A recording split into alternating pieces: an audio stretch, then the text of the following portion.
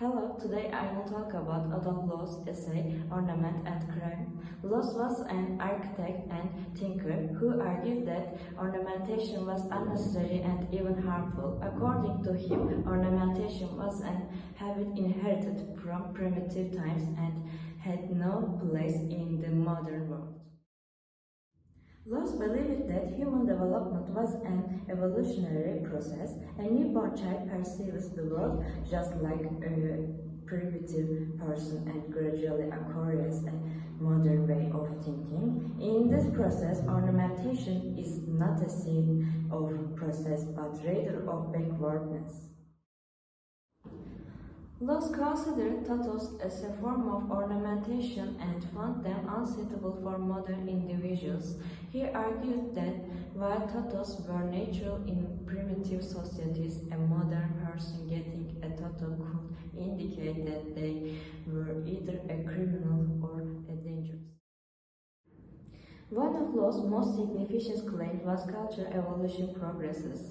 As ornamentation dissipated throughout history, people have abandoned ornamentation, which has led to progress. The modern individual doesn't ornamentation because they prioritize art and functionality. According to Loos, ornamentation is not only culturally but also economically harmful. For example, producing an ornamented piece of furniture or an object takes longer and is more expensive. However, simple and functional designs are both economical and more durable.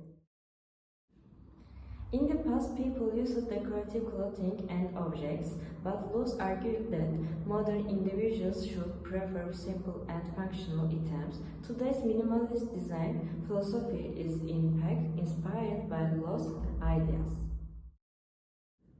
In conclusion, Adolf Loos argued that ornamentation belonged to primitive societies and had become unnecessary in the modern world. He emphasized that functionality should replace ornamentation in architecture. Art and design, its ideas significantly influenced modern architecture in the 8th century. The text consists of two main sections. The first section, titled Richard Wagner, presents a story, while the second section discusses the artistic and architectural evolution of tall office buildings. The first, Richard Wagner, story section. This section describes a wedding night. The narrator and spouse, Josh, leave for Jersey City after an enjoyable night of dancing. However, Josh suddenly reveals that the plan has changed. They are heading directly to Niagara Falls for their honeymoon. Just as they board the train, Henry and Miss Hunter, who have been following them, try to catch up but fail. Josh dismissively gestures toward Henry, signaling that he no longer has a place in their lives.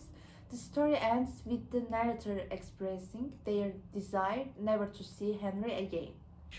The artistic evolution of tall office buildings. This section thoroughly examines the reasons behind the rise of tall office buildings, the principles of architectural design and their aesthetic aspects. Reason for the rise of office buildings: population growth and urban concentration, advance in steel production, the invention of elevators which made vertical movement easier, rising land price. Architectural design considerations. The different sections of tall buildings should be shaped according to their functions. Lower floors should be spacious and accessible, while upper office floors should follow a repetitive arrangement. The height of a building should be emphasized, maintaining aesthetic unity. Artistic and aesthetic aspects. A building's most significant feature is its height, and the design should highlight this aspect. Classical architectural principles, such as the tripartite division of buildings, are discussed but ultimately rejected in favor of structure that rises a single, unified wall. The principles of form follows function is embraced and supported by examples from nature. This aesthetic and artistic value of building shouldn't rely merely on decorative elements, but rather on its natural form, which aligns within function. Conclusion. The text details how tall office buildings should be approached architecturally emphasizing the core principles of modern architecture. Louis Sullivan advocates for naturalness, functionality, and aesthetic unity in building design. Louis Sullivan's principle of form follows function says that a building's shape should match its purpose. The outside of the building shouldn't be decorated randomly. Instead, its shape should naturally come from its function. Sullivan explains this with tall office buildings. The ground floor should be wide and open because shops or banks use this space. The middle floors can be same because offices have repeating functions. The top floor can be simple because it's only for technical equipment. However, Sullivan thought that a building shouldn't only be functional. It should also show art and emotion. A skyscraper should feel like a proud, rising structure that reaches the sky. The building should touch the human spirit while serving its purpose. It took inspiration from nature, like a tree. The roots are strong. The trunk is tall and repetitive.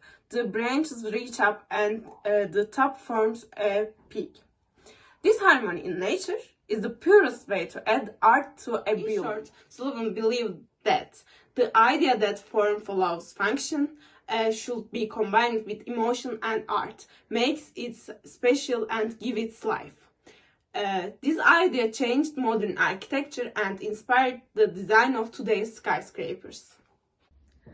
Adolf Loos takes Louis Sullivan's principle of form follows function to a more radical point.